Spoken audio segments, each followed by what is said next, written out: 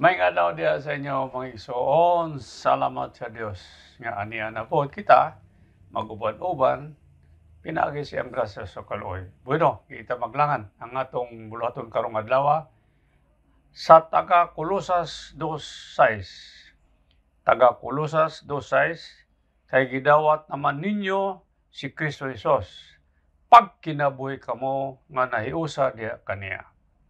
Bersikulo 7, nga nakagamot og nagkabarog og naglig-on diha sa pagtuo sumala sa gitudlo kaninyo og mapasalamaton kanunay.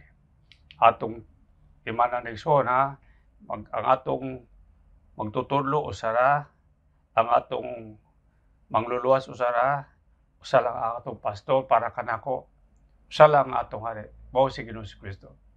So si Kristo tuwa naman sa langit karon, ang iyang gibilin kanato diri kadto mga igsoon, ang iyang panudloan, ang iyang doktrina. Mao nang makahatag og saktong kaluwasan kanato. Salamat sa Dios. Now sa English, Colossians 2:6 nangingon diha, in the same way you received Jesus as our Lord and Messiah by faith, continue your journey of faith, progressing further into your union with Him. Verse 7, your spiritual roots go deeply into His life as you are continually infused with strength, encouraged into every way. For you are established in the faith you have absorbed and enriched by your devotion to Him. Pasayos ko lang sura, kita giawhag nga kinahanglan magpadayon kita sa pagtuon na magkalawom ang atong mga ugat diha kang Kristo Jesus. Nga diha lang kita mutan-aw kang Kristo with all due respect, dili sa simbahan, dili sa pastor, dili sa atong denominasyon, sa atong sikta, sa kang Kristo Jesus ta mo dangop, magdebosyon, manginaw sa iyang mga panudloan. Ang tema nato karong adlaw mga igsoon nag-ingon diha, ang paggamot o paglig-on kang Kristo Jesus. Ang paggamot o paglig-on kang Kristo Jesus.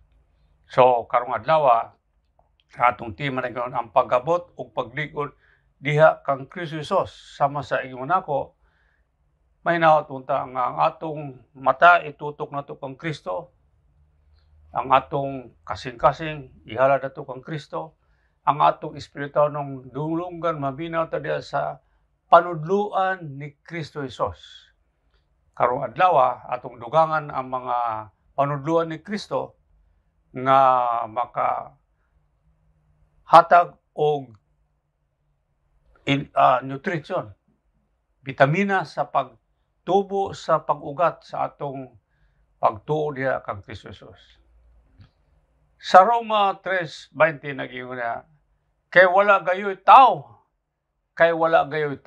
please take note, kay wala gayoy tao nga mahimong matarong at tubangan sa Dios pinagi sa pagtuman sa kasuguan. Ang kasuguan gihatag sa tao aron maipakita niya nga siya makakasala. Wa gi mahimo igsuot sama sa akong ginaingon diri, gina-repeat yun, na wa gi mahimo ang espiritu ng patay na tao, ang tao na gibulagan, ang tao na kalibutanon para kaniya binuang ang mga espiritu ng butang. Wa gyud mahimo kung may tungod sa iyang pagtuo sa kaluwas. Juan 14:6 mitubag si Jesus kaniya, ako mao ang dalan, ang kamatuoran ug ang kinabuhi. Walay makaadto sa Amahan kun dili pinaagi kanako. Mga igsoon, sama sa atong nadunggan, si Jesus ra ang dalan, ang kamatuoran, ang kinabuhi. Buot pasabot, kung dili iya kana, dili tinuod, piki kana, mini kana, baka kana, or kung basi iya pa sa kaaway, or iya ilan sa kaaway. Entiende? Salamat sa Diyos. Sa Juan 1:13 nag-ingon na, mahimo silang anak sa Dios. Dili. Pinagi sa lawas nun nga pagkatao o kaha sa kabubuton sa tao, kung dili pinaagi sa kabubuton sa Dios.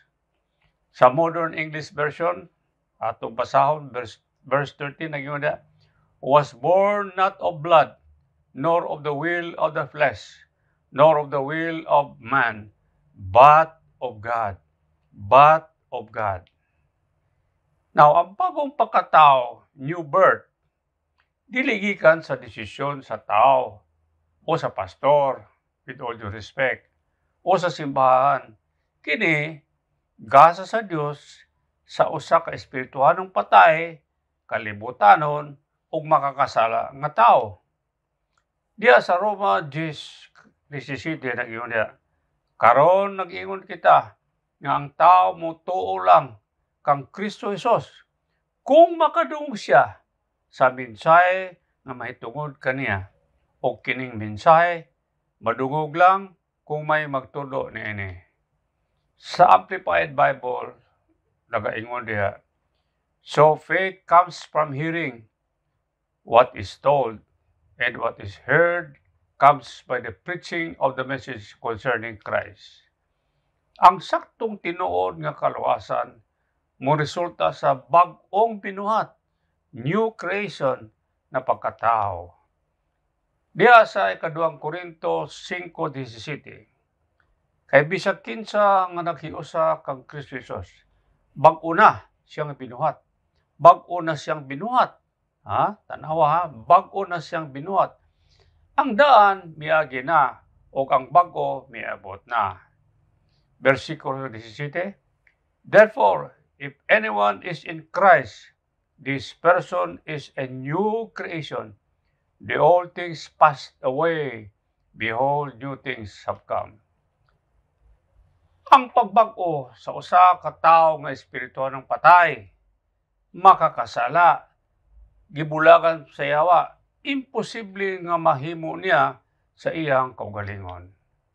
Dili po ng pastor, with all due respect, o ang pag-ampo sa og sinner's prayer, o isa pa sa kabot, hilak, dili gayon. Ang Ginoo ra ang may gahom sa pagbag-o sa usa ka patay nga makakasala. Kini usa ka dakong milagro sa Dios, pinagi sa iyang soberanong buhat, sovereign act of God. Soberanong buhat, sovereign act of God, naggasa sa pagtuo na makaluwas sa espirituhanong patay nga makakasala. Hinunoa mga igsoon, taliwala sa atong mga natunan, ang Biblia nagatawag kanato nga maghinulsol, mangayog grasya, kaluoy kaniya. Diya sa Mateo 7:7 nagyuna, pangayo kamo sa Dios, ug hatagan niya kamo. Duol kamo kaniya, ug tabangan gayud niya kamo. Pagampo kamo sa Dios, ug tubagon niya kamo. Amen. Versikulo 8, tungod kay ang tanan mga ngayo sa Dios makadawat. Ang moduol kaniya, tabangan niya, ug ang magampo, tubagon niya. Mga igsoon, kaning bersikulo na itong gibasa sa Mateo 7:7, nagahatag ka na ito og usa ka gitawag nga window of grace, nga gitawag kita nga magkinulsol, magpaubos, mangayo og kaluoy o kapasayloan. Sama ka nako maigsoon, akong ikumpisal niya kaninyo nga 1982. Yes, nakasud ko sa ginharian sa usa ka simbahan sa Davao. Nga wa man ko nakahibaw unsa ang gospel, unsa ang akong responsibilidad, basta nadunggan ako ang usa ka tawo nga nagkalisod, nagkaproblema, napriso, unya tungod sa siupaw daw. Iyang gidawat ang Ginoo. Unya nagmilagro Ginoo, nakagawas sa prisuhan, nabalik ang iyang mga milyon-milyon nga negosyo. Uy, nako, muna akong gusto So, since 1982 in town, nang inabuhay ko, with all honesty, compromising, carnal, unchristian manners in many ways. Apan tungod sa grasya sa kaluoy sa Dios, tungod kay nakita ko sa Ginoo ang akong kasikasin, nga nangita gyud ko kamatuoran. Nag-research ko, naabot ko Amerika, sa Europe, sa Singapore, mga kalaylay dapit diri sa Pilipinas, hangtod kaluoy sa Ginoo. Sa akong pagtukaw, pagpahubos, pag-ampo, paghilak, paghilulsol, pagpapinubos, nakaplagan ko kining akong ginatudlo diya kaninyo nga Gospel of the Kingdom of God. Apoy dakong testimonyo dai, by the way. Kung nakaila mo kang Paul Washer, usa ka banggiitan nga powerful preacher. Kana si Paul Washer, nahimong misyonaryo sa Peru, o iyang asawa si Charo Washer. Nangalakad sila dito sa Peru. Pero ang testimonyo ni Charo, mao kaniha, sa 11 years, 11 katuig na nagamisyonaryo na sila. Kanang si Charo natawo sa usa ka pamilya nga Kristiyanon daw, nag-eskwela sa usa sa Kristiyanong eskwelahan, nagtambong siya sa simbahan, nag-asawa siya kang Paul Washer nga ginamit yun sa Ginoo sa powerful preaching niya. Revivalist na siya, grabe. For 11 years, wa giday siya nahimong Kristiyanon. Naabot lang ang punto nga nada sila'y anak. Ingon siya sa iyang testimonyo, iya daw na ilad si Paul Washer o ang iyang mga anak in town, na ilad po niya sa iyang pagkapiki ng Kristiyan. Hanto na kaplagan niya ang puro sagrado, tinuoray, original, ancient gospel of the kingdom of God. Mao na siya iyang testimonyo. So, agi pagsibaw niya, pag-share niya sa inyong mga ison, ayaw mo kadiskorya. Siguro kadaghanan na ito nakasunta sa ginharian ng abnormal birth. Abnormal ang entry na ito. Huwag ito na itagawag job description. No? Kanang job description may ison, kanang mo-apply kag trabaho, isulti diha taran ang imong responsibilidad. No? Ikaw, ni sekretaryo ka, mulingkod ka diya nga air condition, pero gawas nga na ni, ang basura, ilabay po nimo kay naa naman ka diya, manilhig po ka diya sa opisina. So, nahibaw sa siyang responsibilidad. Bisang inon nga executive secretary siya sa opisina, pero iya pong tabangan ang opisina na mahinlo, labay basura, magsilig. Pero kung wala nga nabutang sa job description, o sige ni, imuong ka na mag-executive secretary, punin sildo, punin. Wa man nasulti. Unya pag-abot sa tag-iya nga, wa man nalabay ang basura dre, wa may silig dre. So iyang equal attention. Ma'am, miss, bakit hindi mo natapon itong basura natin naglinis? Linisan mo naman. Unsay matabo, nagbagot-bot ang babae, ang executive secretary, kaya wa man sa pasagta. Wa man sa paibawa. Muna, so ang panahon nahitabo kang Saul. Si Saul, Paul man na isa karon. Sama sa iyon ko sa kinabuhi ni Saul, no? Tiglutos. Pangis. Iyag yung ipapatay ang mga magtotoo. Inadala niya sa prisuhan, babae, lalaki, bata. Pagputso siya, mga doon sa lain-lain dapit para lang lutuson ang mga Kristiyanon. Karon, naki-inkwentro man ang Ginoo kaniya. Unsay gisulti sa Ginoo dito kang Ananias. Oy Ananias, naay tao diya nga si Saul, gibulagan ako na. Adtoa dito ang puwa para mawala na yung pagkabulag kay kana siya akong galamiton. Ingon man na si Ananias, oh Ginoo, di ko gusto mo duolan ng tawhana. Well, noon man na isa na bangis kayo, mangluluto sa mga magtotoo. daghan ang ipapriso na apil pa kay sa pagpatay kang Stephen Ginoo. Ingon ang Ginoo kanang Ananias, Ananias, adto sa dito kay akong gipakita kaniya kung unsa ang iyang dangatan mga lagad sa kanako. I will show him how much he will suffer. Pakita nako kaniya kung unsay mga lutos, mga pag-antos, mga kalisod nga iyang agihan kung mangalagad sa kanako. So, mo na igsoon sa kinabuhi ni Pablo. Nahimo na sang Pablo, from Saul, nahimo sa Pablo. Pisag, lutuson, prisuhon, bunalan, kapila ka pisis sa bunalan na 39 ka, bunal sa likod. Tigyo mo surrender, why gutom, makuan ang ilang barko, malunod, shipwreck sila, unod sa island, lutuson sila, kagutom, kalisod. Wagoy problema. Gani, nagkaroon siya ng sakit sa ilaw, thorn in the flesh sa tawag na, tunok sa unod, na nangay siya og tabang siyo Ginoo, tabangi ko, katulo ka bisyo siya, sige pangayo, nang inguman na Ginoo, oy, Pablo, ang akong grasya, tama na kanimo. Wala siya problema.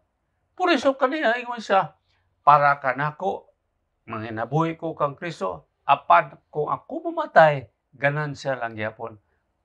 For me, to live is Christ, to die is gain. Kaya ngano, ipakita man sa iya, igsoon.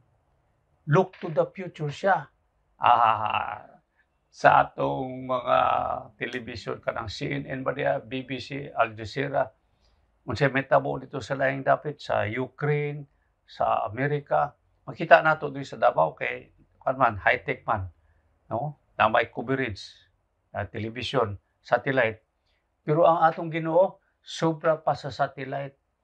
Ang sa atong Ginoo, future in living colors. Ingon ang Ginoo, akong ipakita kaniya, kang Saul.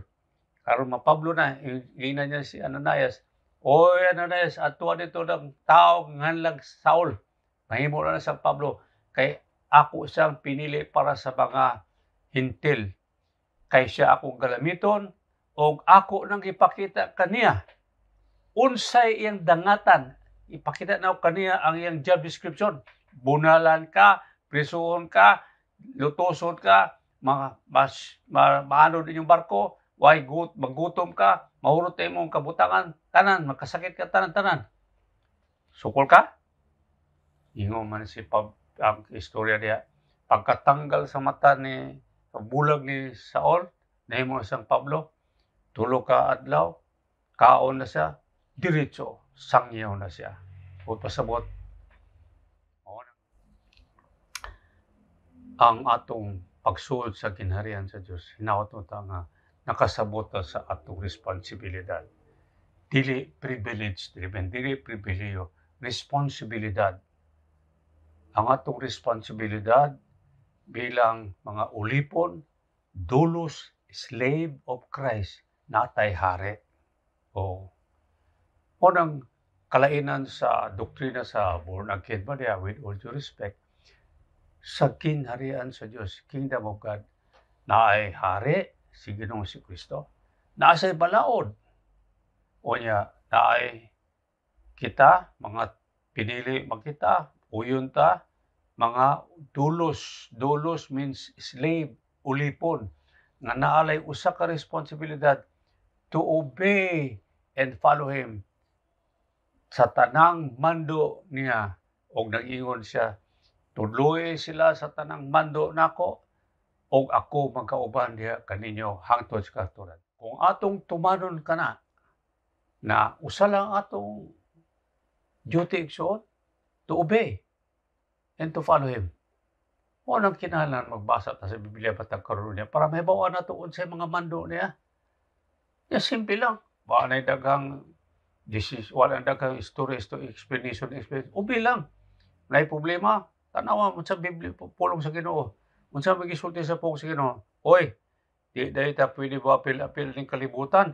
Oy, di day ta pwede mag-apil-apil ng bulaton sa kalibutan, magtan-aw mga pornography. Oy, di day ta pwede mangawat. Uy, di day ta pwede mag-file og kaso. Di day ta pwede mag-away-away. Di day ta pwede naa na tanan sa Biblia. Now, tama na yang mando. Ang atong responsibility, simple lang, obey. Oh, mali man ang doktrina. So, ang atong estilo sa panginabuhi, mali pod. So, pag final sumada, ina ng Ginoo, wa ko na kailan, balik mo, deport mo dito sa ginharian sa kaaway. Nakasul mo diri sa ginharian abnormal, nakasul mo diri pero wa mo matinumanon. You blue violators ka mo. Wa ko nang ingon lagi na ako lay payo o tama ba na. Inyo lang sutahan ninyo. Kasi pa lang na makatabang sa inyong biyahe sa kinabuhi na makalusot yun kamo uban inyong pamilya dito sa ginharian sa Diyos. Salamat sa Diyos, Maigsoon. God bless you all in Jesus' name. Amen. Amen.